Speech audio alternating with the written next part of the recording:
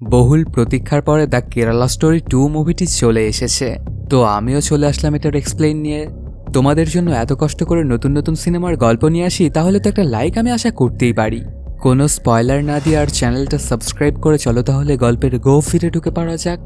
এটি আসলে সত্য ঘটনা অবলম্বনে নির্মিত সিনেমা নাকি প্রোপাগান্ডা ফিল্ম, সেটা ভিডিওর শেষে আমি আমার মতো করে মন্তব্য দেওয়ার চেষ্টা করেছি। তো তোমাদের কাছে কি মনে হয় সেটা জানাতে তোমরা ভুলো না জানো। সিনেমার শুরুতেই দেখা যায় কয়েকজন পুলিশ একটা বাড়িতে এসে পৌঁছে। সেখানে একটা মেয়ে নিজে নিজেই তার ওড়না দিয়ে মারা গেছে। এটা দেখে সবাই তো হতবাক। অন্য আরেকটা এলাকায় আরেকটা মেয়ে দেখা যায় চুপি চুপি বের হচ্ছিল তার ঘর থেকে। কিছুক্ষণের মধ্যেই সে চলে আসে ছাদে এবং সেখান থেকে দরজা খুলে মারে একটা লাফ। অন্য আরেকটা প্রদেশে দেখা যায় রাতের বেলাতে একটা কুকুর ঘেউ ঘেউ করছিল। তখন তার মালিক সেখানে গিয়ে লক্ষ্য করে দেখে মাটির মধ্যে একটা মেয়ের লাশ পোতা। ব্যাপারটা দেখে সেও তো অনেক বেশি ভয় পেয়ে যায়। এই তিনটি মৃত্যুর মধ্যে হয়তোবা কোনো না কোনোভাবে কানেকশন আছে, সেটা একটু সামনের দিকে গিয়েই খোলাসা করা হবে। কিছুদিন আগের কথা, দেখা যায় একটা মেয়ে সকালবেলা গোসল শেষে মায়ের সাথে মজা করছিল। ওর নাম সুরেখা। আসলে ওদের পরিবারের সদস্য 3 জন, বাবা মা এবং তাদের মেয়ে সুরেখা। কিছুক্ষণের মধ্যেই রেডি হয়ে ওরা বের হয়ে পড়ে একটা জায়গায় যাওয়ার উদ্দেশ্যে।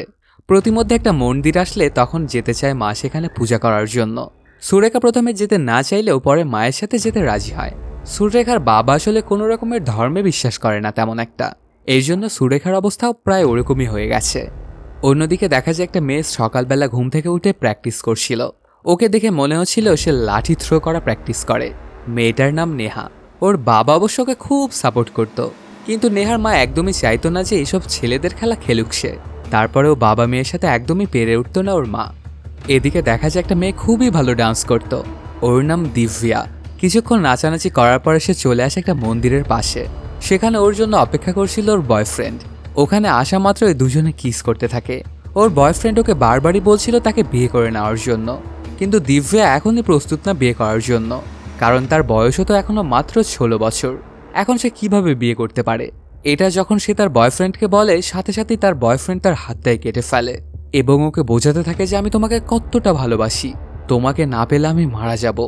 এই ব্যাপার স্যাপারগুলো দেখে এক পর্যায়ে মেনে নেয় দিব্যা। এদিকে দেখা যায় নেহা একটা ছেলেকে খুবই ভালোবাসতো।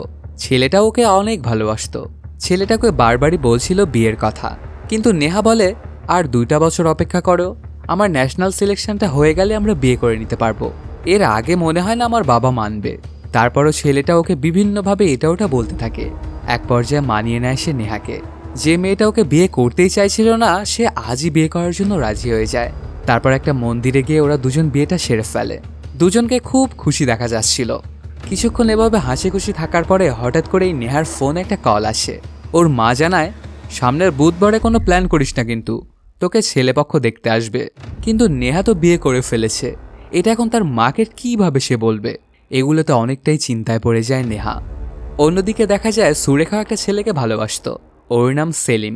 সেও সুরেখাকে বিয়ে করতে চায়, তবে এখানে একটা সমস্যা আছে। সেলিম আগে থেকেই বিবাহিত। সেটার কি করবে এটা জিজ্ঞেস করে সুরেখা।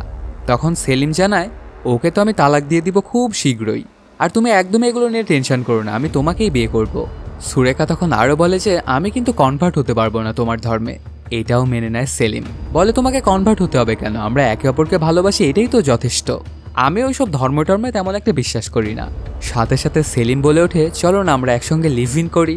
এই কথাটা ওর মুখ থেকে শুনে অনেকটাই খুশি হয়ে যায় সুরেখা, কারণ তার জানা মতে সেলিমের ধর্ম তো এগুলো একদমই অ্যাকসেপ্ট করে না।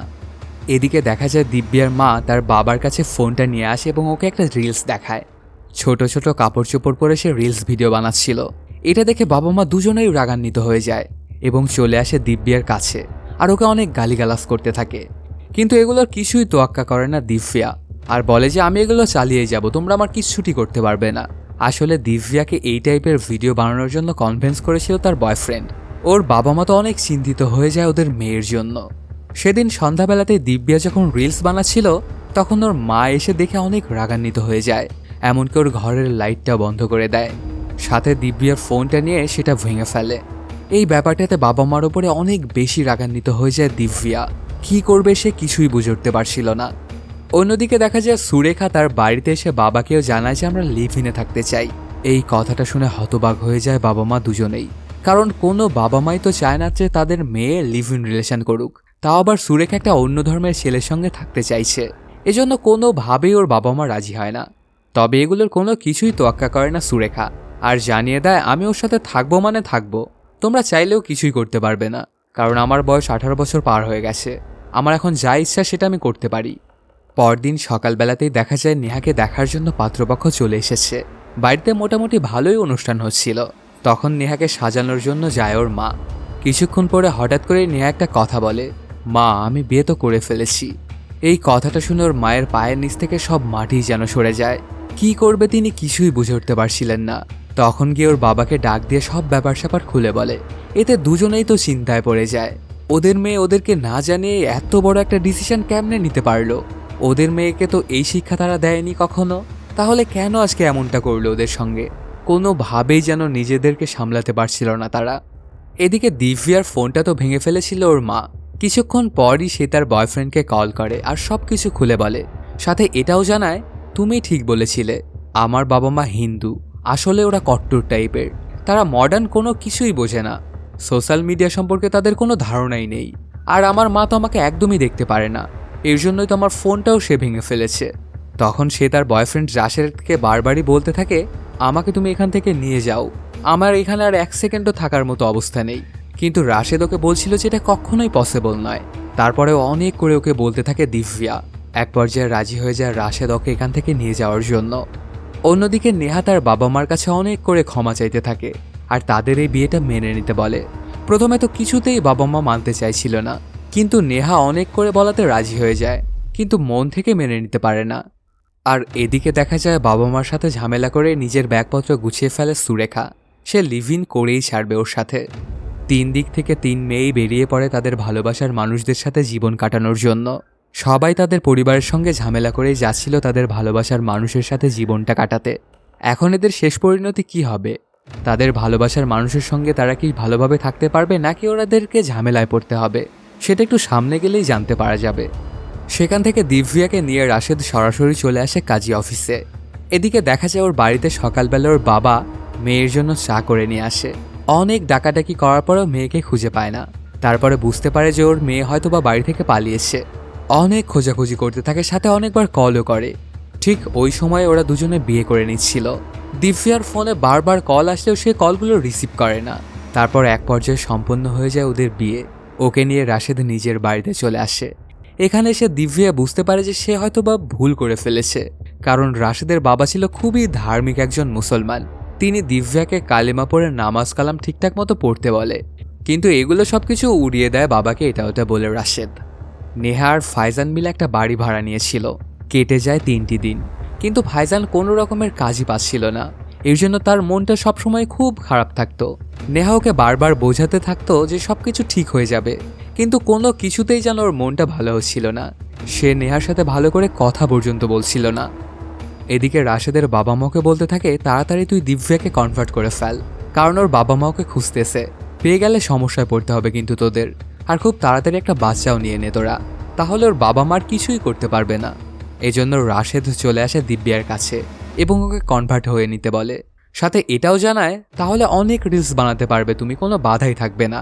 তোমার যত রকমের সেক্সি রিলস বানানোর প্রয়োজন তুমি সবগুলো বানাতে পারবে। এই কথা শুনে তো অনেক বেশি খুশি হয়ে যায় দিব্যা এবং রাজি হয়ে যায় ওর প্রস্তাবে। কিন্তু দিব্যা তো আসলে বুঝতে পারছিল না যে সে কিসে ফাঁদে পা দিচ্ছে। অন্যদিকে দেখা যায় সবসময় মন খারাপ করে থাকতো ফাইজান। নেহা ওকে অনেক করে উৎসাহ দিচ্ছিল, কিন্তু কোনো কিছুতেই কাজ হচ্ছিল না। এক পর্যায়ে ফাইজান বলে, তুমি তো আমাকে রাজু নামে চেনো তাই না? কিন্তু আসলে আমার নাম রাজু নয়, আমার নাম ফাইজান, আমি একজন মুসলমান। এই কথাটা শুনে অনেকটাই রাগান্বিত হয়ে যায় নেহা, আর কষে একটা চড় লাগিয়ে দেয় ফাইজানকে। নেহার পায়ের নিচ থেকে যেন সকল মাটি সরে গেল। সে কি ভেবে এখানে এসেছিল আর কি হয়ে গেল, এই জন্য সে ফাইজানের ওপরে অনেক রাগ দেখাতে থাকে। তখন ফাইজান শুধু বারবারই বলছিল, তোমাকে আমি ভালোবেসে ফেলেছিলাম, এজন্যই আমি এত মিথ্যে কথা বলেছি তোমাকে। সবকিছু ছিল আসলে তোমাকে পাওয়ার জন্য। এখন তোমার যা ইচ্ছা তুমি আমাকে সেই শাস্তিটাই দিতে পারো, আমি কিচ্ছু বলবো না। এরপর ওরা দুজনেই মন খারাপ করে সেখানে বসে থাকে। কিছুক্ষণ পরে সেখান থেকে ফাইজান উঠে চলে যায় নিচে, আর নেহা কল দেয় তার মাকে। অনেক কান্নাকাটি করতে থাকে, আর সে বাসায় ফিরে যেতেও চায়, কিন্তু পাশ থেকে ওর বাবা বলে, অন্য কোনো মানুষের সাথে আমার কোনো কথা নেই, আর আমার বাড়িতে যেন কেউ না আসে। নেহার বাবা আসলে একদমই ভেঙে পড়েছিল নেহার এই কাজটা করায়। তার পরপরই ছাদ থেকে ঘরের মধ্যে চলে আসে নেহা আর দেখতে পায় ফাইজান নামাজ পড়তেছে। এদিকে দেখা যায় দিব্যাকে কনভার্ট করার জন্য একটা মৌলভীর কাছে আনা হয়। তখন মৌলভী তাকে জিজ্ঞেস করে, তুমি কি তোমার ইচ্ছা মতো কনভার্ট হচ্ছ দিব্যা? সে জানায় যে হ্যাঁ, আমি আমার ইচ্ছা মতোই কনভার্ট হচ্ছি। তারপর কালিমা পড়ে মুসলমান হয় দিব্যা। অন্যদিকে নেহাও নিজের ইচ্ছা মোতাবেকই মুসলমান হয়, কারণ সে তো একজন মুসলমানকে বিয়ে করেছিল। এখন সারা জীবন তো ওকে ওর সাথেই থাকতে হবে, এই জন্য সে নিজে এক মৌলভীর কাছে সে কনভার্ট হয়। এদিকে দেখা যায় সেলিম একটা সংগঠনের মুখপাত্র। আসলে ওদের সংগঠনের মূল কাজই হচ্ছে হিন্দু মেয়েদেরকে জালে ফাঁসানো এবং তাদেরকে মুসলমান বানানো। সেলিম তখন বলতে থাকে, প্রত্যেকটা হিন্দু মেয়ে এক একটা ফ্যামিলি ট্রি, তো ওদেরকে ওদের ফ্যামিলি থেকে নিয়ে আসতে হবে এবং আমাদেরকে বিয়ে করতে হবে। ভালোবাসায় যে শক্তি রয়েছে, গোলা বারুদে সেই শক্তি নেই। এভাবেই আস্তে আস্তে আমরা পুরো ভারতকে চেঞ্জ করে ফেলবো। আসলে দেখা যায় ফাইজান এবং রাশিদও এই একই সংগঠনেরই সদস্য। অন্যদিকে দেখা যায় দিব্যার বাবা মা চলে আসে পুলিশের কাছে এবং কেস করে। তখন রাশিদ দিব্যাকে নিয়ে চলে আসে থানায়। নিজেদের মেয়েকে বোরখা পরা অবস্থায় দেখে কোনোভাবেই মেনে নিতে পারছিল না ওর বাবা মা, আর ওকে বারবারই বলতে থাকে, তোকে আমরা সবসময় ভুল বুঝেছি, তোর যা ইচ্ছা তুই তেমনটাই করিস, তোর যেমন রিলস বানানোর ইচ্ছা তুই তেমনটাই বানাস, তোর যত প্রকার সেক্সি রিলস বানাতে হয় তুই সেগুলো বানাস, আমরা আর তোকে কিচ্ছু বলবো না, তুই শুধু একবার আমাদের সাথে ফিরে চল মা, আর এই বোরখা টোরখা তুই খুলে ফেল। কিন্তু কিছুতেই বাবা মার সাথে যেতে চায় না দিব্যা, আর রাশেদও তো তাকে এখান থেকে যেতে দিবে না। দিব্যাও রাশেদের সঙ্গেই থাকতে চায়, কারণ এখানে সে তার পুরো ফ্রিডম পাচ্ছে। এজন্য পুলিশ বলে যে সবকিছু ইনভেস্টিগেশন করা হবে, ততদিন পর্যন্ত রাশেদের সঙ্গেই থাকবে দিব্যা। এই কথাটা শুনে দিব্যার বাবা মা অনেক কষ্ট পেয়ে যায়। কি করবে তারা কিছুই বুঝে উঠতে পারছিল না। তারা এটাও চিন্তা করছিল যে ওর মেয়ের বয়স তো মাত্র 16 বছর। এরপর কেটে যায় কিছুদিন। হঠাৎ করে একদিন দিব্যার বমি বমি ভাব হয়, ওর পেটে আসলে বাচ্চা চলে এসেছে। দিব্যার মূল বয়স 16 বছর, ওর এখনও তো বিয়ের বয়সই হয়নি, আর এই বয়সে ওর পেটে বাচ্চা চলে এসেছে। হয়তোবা কোনো ঝামেলায়ও পড়তে হতে পারে ওকে। কিছুদিন পরে হঠাৎ করেই একদিন দিব্যার রুমের মধ্যে রিলস বানাচ্ছিল। তার পরপরই সেখানে চলে আসে রাশেদ, আর ওকে বলতে থাকে, এগুলো আমাদের ধর্মে হারাম, তো তুমি আর এগুলো করতে পারবে না। ওর মুখে এমন কথা শুনে অবাক হয়ে যায় দিব্যা, আর বলে, তুমিই তো বলেছিলে যে আমি যদি তোমাকে বিয়ে করি আর কনভার্ট হই, তাহলে আমার ইচ্ছা মতো যত খুশি তত সেক্সি রিলস আমি বানাতে পারবো, তাহলে তুমি এখন কেন এমন কথা বলছো উল্টাপাল্টা? রাশেদ বলে, তোমাকে বিয়ে করার জন্য ওগুলো বলেছিলাম আমি, কিন্তু এগুলো আর কিছুই করা যাবে না তোমার। এই কথাগুলো শুনে দিব্যার পুরো দুনিয়ায় যেন উলটপালট হয়ে যায়।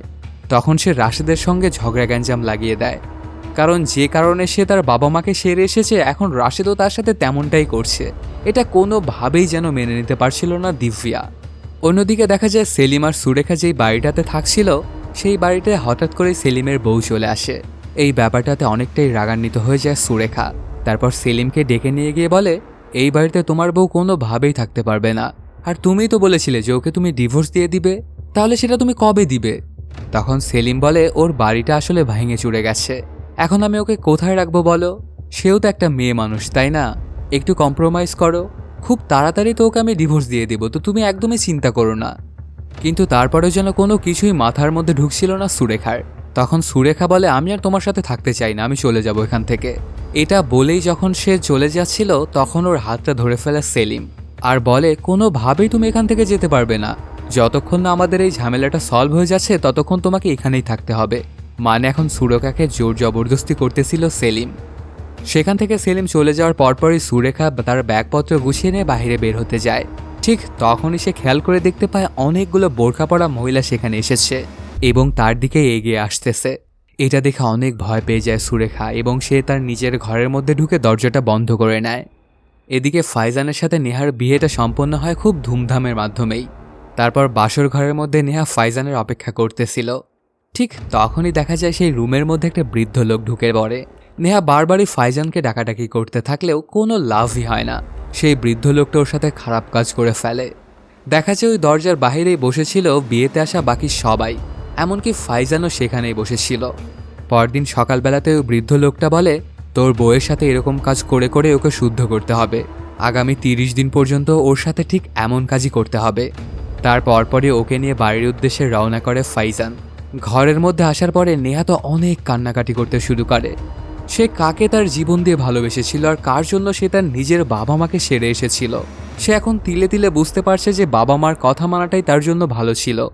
এদিকে দেখা যায় আবারও লুকিয়ে লুকিয়ে দিব্যা রিলস বানাতে যায়। ঠিক তখনই সেখানে চলে আসে রাশেদ। এই ব্যাপারটা দেখে অনেক রাগান্বিত হয়ে যায়। তখন দিব্যা বলে, আমি প্রত্যেক ওয়াক্ত নামাজই তো পড়ি, ঠিকঠাক মতো আমি সবসময় কালিমাও পড়ি, একটু রিলস বানাতে দাও না আমাকে। তুমি তো বলেছিলে আমাকে রিলস বানাতে দিবে, তাহলে এখন তুমি এমনটা কেন করছো? কিন্তু ওর কোনো কথাই শোনে না রাশেদ, আর ওকে অনেক মারধর করতে থাকে। এমনকি ওকে অনেক মারধর করার পরে ঘরের মধ্যে আটকে রেখেই চলে যায় রাশেদ। তখন অনেক করে কান্নাকাটি করতে শুরু করে দিব্যা। এদিকে এখন 3টা মেয়ে 3টা আলাদা আলাদা ঘরে বন্দি। এখান থেকে কি তারা কখনো বের হতে পারবে? ভালোবাসাকে ফলো করতে গিয়ে তারা 3জনই পড়ে গেছে বড় রকমের ট্র্যাপের মধ্যে। সবাই এখন শুধু তার বাবা মার কথাই চিন্তা করছিল।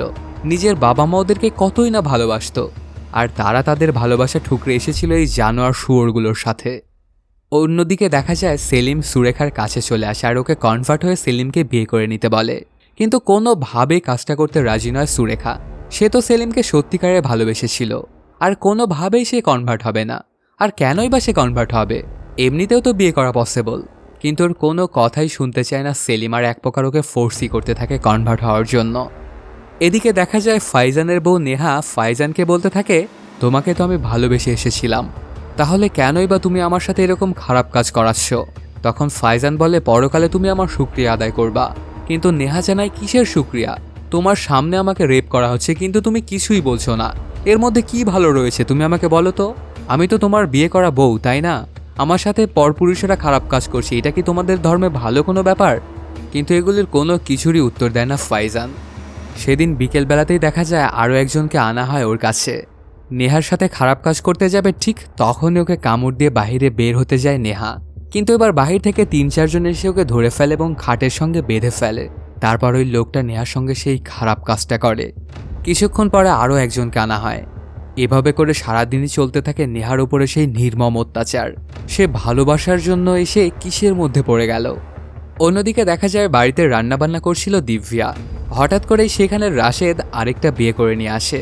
এই ব্যাপারটাতে অনেকটাই কষ্ট পেয়ে যায় দিব্যা। সে কাকে ভালোবেসে এখানে এসেছিল তার পরিবার ছেড়ে, এখন কেনই বা তাকে এই জাহান্নামের মধ্যে পড়তে হচ্ছে? সে তো শুধু তার ভালোবাসার মানুষকে ফলো করে এখানে এসেছিল, সে তো কোনো পাপ কিছু করেনি। তার পরপরই দেখা যায় রাশেদ তার এই নতুন বউকে বোঝাতে থাকে সে দিব্যাকে বিয়ে করতে চায়নি, কোনো একটা ঝামেলায় পড়ে ওকে বিয়ে করতে হয়েছিল, আর ওর পেটের বাচ্চাটাও রাশিদের নয়।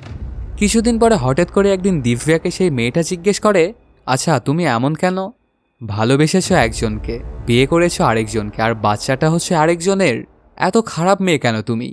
ওর মুখে এমন কথা শুনে হতবাক হয়ে যায় দিব্যা, আর ওকে জিজ্ঞেস করে, কে বলেছে তোমাকে এই কথাগুলো?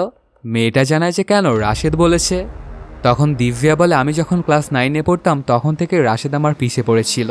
সেদিন থেকে আজ পর্যন্ত রাশেদ ছাড়া আমার জীবনের অন্য কোনো পরপুরুষ নেই। তোমার এখনও সময় আছে, তুমি এখান থেকে পালিয়ে যাও, তোমাকেও কিন্তু আমার মতো এই ফাঁদেই পড়তে হচ্ছে। কিন্তু সেই মেয়েটা বলে, রাশেদ আমাকে অনেক বেশি ভালোবাসে। তখন দিব্যা ওর থেকে জানতে চায়, তুমি কি আগে থেকেই মুসলমান ছিলে নাকি তুমি অন্য কোনো ধর্মের ছিলে? মেয়েটা তার যে নাম বলে এটা আসলে একটা অমুসলমান নাম। তখন দিব্যা ওকে জানায়, যত তাড়াতাড়ি সম্ভব এখান থেকে তুমি পালিয়ে যাও, নাহলে কিন্তু আমার মতো তুমি ঝামেলায় পড়ে যাবে, আর তারপর তুমি এখান থেকে আর যেতে পারবে না। মেয়েটারও আর বুঝতে বাকি থাকে না যে দিব্যা ওর ভালোর জন্য এই কথাগুলো বলছে। এদিকে দেখা যায় সুরেখাকে খাবার এনে দেওয়া হয়। সে তো ছিল হিন্দু, কিন্তু তারপরে ওকে গরুর মাংস এনে দেওয়া হয়েছিল। এই জন্য কিছুতেই সুরেখা সেই খাবারটা খাবে না বলে জানিয়ে দেয়, এমনকি লাথি মেরে ফেলেও দেয়। তখন সবাই মিলে ধরে জোর করে ওকে গরুর মাংস খাইয়ে দেয়, আর বলতে থাকে এখন থেকে গরুর মাংস খাওয়ার অভ্যাস করে নাও, কারণ এটা খেয়েই বেঁচে থাকতে হবে। ওরা রুম থেকে চলে যাওয়ার পরপরই বমি করে সেগুলো বের করে ফেলে সুরেখা। এদিকে দেখা যায় দিব্যা তার ফোনে রেকর্ডিং করছিল যে ওর সাথে রাশিদ কি করেছিল, এমনকি রাশিদ যে এখন আরও একটা মেয়েকে ফাঁসিয়েছে এবং তাকেও কনভার্ট করেছে সেটাও এই ভিডিওতে সে বলে। এই ভিডিওটা করতে থাকলে হঠাৎ করেই সেই রুমের মধ্যে চলে আসে রাশিদ, আর কিছুক্ষণের মধ্যেই সে বুঝে যায় যে ফোনে কিছু একটা করছিল দিব্যা। তখন ঝামেলা শুরু হয়ে যায় ওদের দুজনের মধ্যে। কিছুক্ষণের মধ্যেই সেখানে চলে আসে রাশেদের অন্য বউটাও। এই ব্যাপারটাতে রাশেদ অনেক রাগান্বিত হয়েছে এবং দ্বিতীয় বউটাকেও মারে। তারপর দিব্যাকেও আবার অনেক মারধর করতে থাকে। এক পর্যায়ে দিব্যার মাথা ফেটে যায় এবং সেটা দিয়ে গলগলিয়ে রক্ত পড়তে থাকে। মাটিতে লুটিয়ে পড়ে দিব্যা। তারপরেও রাশেদ ওর দিকে কোনো মনোযোগ না দিয়ে ফোনটা নিয়ে নেয় এবং সেই ভিডিওটা ডিলিট করে। এদিকে মারা যায় দিব্যা। তখন রাশেদ ওই লাশটা দেখে বলে, এভাবে যদি বডি নিয়ে বাইরে যেতে লাগি তাহলে মানুষ বুঝতে পারবে যে এটা হয়তো বা লাশ। এর জন্য টুকরো টুকরো করে তারপরেই বাইরে নিতে হবে। তখন ওর দ্বিতীয় বউকে অনেক ভয় দেখিয়ে লাশের বিভিন্ন পার্টকে ধরিয়ে দেয় এবং সেগুলো কাটতে থাকে রাশেদ। এরপর সেগুলো নিয়ে সবাই মিলে একটা জায়গার উদ্দেশ্যে রওনা করে। তারপর গিয়ে মাটি খুঁড়ে সেখানে পুঁতে ফেলে। রাশেদের এই কাজটা করতে সাথ দেয় ওর বাবা মা নিজেই। এদিকে দেখা যায় নেহা সেই জাহান্নাম থেকে পালানোর চেষ্টা করছিল। সবাই যখন ঘুমিয়ে যায় তখন সে ছাদের দরজাটা খোলে। তারপর সেখান থেকে লাফ দেয়। তার প্রচণ্ড চোট লাগে কিন্তু সে জীবিতই ছিল। তারপর যেতে থাকে ওর বাড়ির উদ্দেশ্যে। অনেক কষ্টে মষ্টে সে হাঁটতে হাঁটতে চলে আসে একটা পাশের পুলিশ স্টেশনে। সেখানে ওকেও এই অবস্থাতে দেখে সবাই কাপড় চোপড় দিয়ে ঢেকে নেয় এবং বাঁচিয়ে নেয় নেহাকে। অন্যদিকে দেখা যায় একটা চিঠি লেখে সুরেখা। তারপর নিজের মাথার চুল কেটে নিজেই নাড্ডু হয় আর নিজের ওড়নাটা পেঁচিয়ে নিজে নিজেই মারা যায়। কয়েক ঘন্টা পরে সেখানে পুলিশ চলে আসে এবং খোঁজবাজ চালানোর পরে সেখানে একটা চিঠি খুঁজে পায়। এই 3টা ঘটনায় ছড়িয়ে পড়ে গোটা রাজ্যে। তারপর অনেক মানুষ রাস্তায় নেমে পড়ে আর যারা এই কাজগুলোর দোষী ছিল তাদের সবাইকে ধরে ফেলা হয়। এমনকি তাদের বেদম পিটনা দিতে থাকে পুলিশ। তারপর আইনের আওতায় আনা হয় ওদেরকে। আর এর মাধ্যমে শেষ হয়ে যায় সিনেমাটি। ভালোবাসার জন্য গিয়ে 2টা মেয়ে তো মারাই গেল আর একটা মেয়ে জীবিত ফিরে এসেছে। কিন্তু সে জীবিত থেকেও এখন যেন মৃত, কারণ তার সাথে বারবার যে জঘন্য কাজগুলো করা হয়েছিল সেগুলো সে একদমই মেনে নিতে পারতেছিল না। এখানে আমার একটা পার্সোনাল ওপিনিয়ন আছে, কোনো ধর্মই কোনো মানুষকে খারাপ হতে শেখায় না, খারাপ হয়তো মানুষ নিজেরাই। আর এই সিনেমাটি সত্য ঘটনার ওপর নির্মিত নাকি প্রোপাগান্ডা তাই বা কে জানে। আমার যতদূর মনে হয় এটা একটা প্রোপাগান্ডার ওপরই নির্মিত। অনেক দিন ধরে ইন্ডিয়াতে এরকম টাইপের প্রোপাগান্ডা ফিল্মগুলো তৈরি হচ্ছে। আসলে এগুলোর দ্বারা ইসলামকে তারা খারাপভাবে দেখানোর চেষ্টা করছে। কিন্তু ইসলাম তো আসলে একটা শান্তির ধর্ম। আর ইসলাম ধর্মে কাউকে ফোর্স করে কনভার্ট করার কোনো নিয়ম নেই। আর ধর্ষণের জন্য ইসলাম ধর্মের সাজা অনেক বেশি কঠিন। তো এই প্রোপাগান্ডা সিনেমা থেকে অবশ্যই দূরে থাকা উচিত। এরা মানুষের কখনোই ভালো চায় না। মানুষের মধ্যে এরা ঝামেলা বাঁধানোর চেষ্টায় থাকে সবসময়। 2 ধর্মের মানুষকে এরা সামনাসামনি ঝামেলায় ফেলতে চায়। এটা কোনোভাবেই কাম্য নয়। তো বন্ধুরা, কেমন লাগলো আজকের এই এক্সপ্লেনটি জানাতে কমেন্ট করো। আর তোমাদের কি মনে হয়, এটা একটা প্রোপাগান্ডা ফিল্ম নাকি সত্য ঘটনা সেটাও জানিয়ে যেও। আর এখনও যদি চ্যানেলটা সাবস্ক্রাইব না করে থাকো তাড়াতাড়ি সাবস্ক্রাইব করে নাও। দেখা হচ্ছে নতুন কোনো ভিডিওতে। Till then সায়োনারা।